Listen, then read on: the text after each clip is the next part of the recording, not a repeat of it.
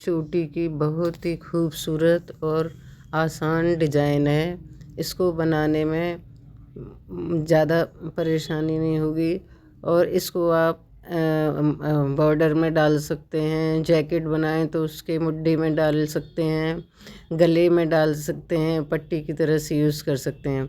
अब देखो ये मैं आपको दिखाती हूँ। इसमें हमें ये ध्यान रखना है कि सीधी सिलाई को हमें उल्टा बुनना है। एक फंदा हमको आगे से मैरून लेना है, एक पीला लेना है।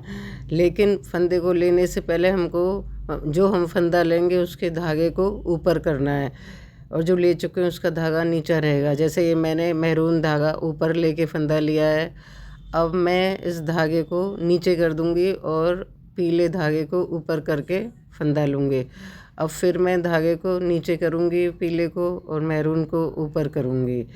अब मैरून धागे को नीचे करूँगी और पीले धागे को ऊपर करूँगी। फिर पीले धागे को नीचे और मैरून धागे को हम ऊपर करेंगे। फिर हमें बस इसमें ये ध्यान रखना है कि सीधी सिलाई है हमारी, लेकिन फंदे हम उल्टे ले रहे हैं और एक फंदा मैरून और एक पीला। लेकिन फंदा लेने से पहले हम धागे को ऊपर करेंगे और जो फंदा ले चुके हैं उसका धागा नीचे रहेगा और जो फंदा हम लेंगे उसका धागा ऊपर होगा। बस हमको इन्हीं दो चीज़ों का ध्यान रखना है कि सीधी सिलाई है लेकिन हमें फंदे उल्टे लेने हैं और एक फंदा मैरून और एक पीला। लेकिन जो फंदा लेंगे हम उसका धागा ऊपर करेंगे और जो फंदा ले चुके वो धागा नीचे रहेगा। इसी तरीके से हमको ये पूरी सीधी सिलाई बुननी है। देखिए मैंने इसी तरीके से सिलाई को पूरा किया है और इसमें कोई परेशानी नहीं है। बस आराम से ये हमें ध्यान रखना बस पड़ेगा कि जो फंदा हम ले रहे हैं उसकी सिलाई को, उसके धागे को ऊपर रखें, तभी हमारी डिज़ाइन खूबसूरत और सफाई से बनती चली जाएगी।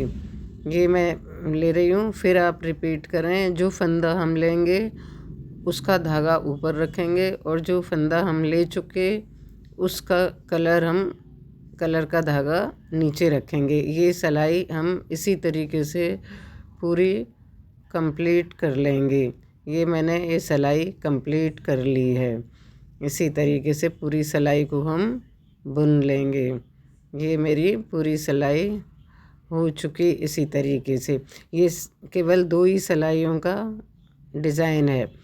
अब हम क्या करेंगे, अब हमारे ये सीधा है। अब हम उल्टी सिलाई में हमें क्या ध्यान रखना है कि हमें सीधा बुनना है। उल्टी सिलाई में हमको सीधा बुनना है। और एक चीज़ हमको याद रखनी है कि हम जो मैरून फंदा है उसको मैरून धागे से लेंगे और पीले फंदे को पीले धागे से लेंगे और धागा उसी तरीके से हम आगे करेंगे जैसे हमने पहले सिलाई में आगे किया था। जो फंदा बुनेंगे उसका धागा ऊपर रहेगा और जो फंदा बुन चुके उसका धागा नीचे रहेगा।